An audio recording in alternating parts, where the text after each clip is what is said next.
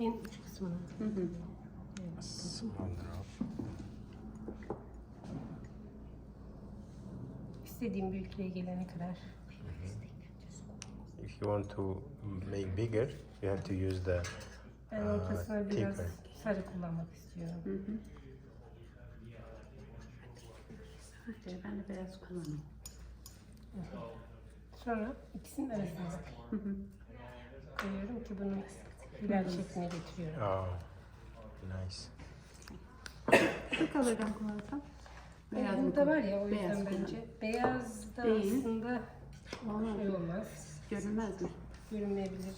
Ama kullan.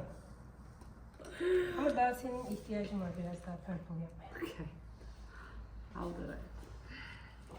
You need purple. Okay. Okay. Sonra biraz şey koyabilirim. Göz kokacak ama yapacak bir şey yok. Dur, karıştıralım. Hemen ayağım bozuluyor. Sorry.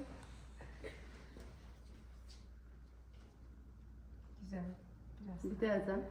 biraz değmiyorsa büyük bir Değil. güzel oluyor. Öyle oluyor mu?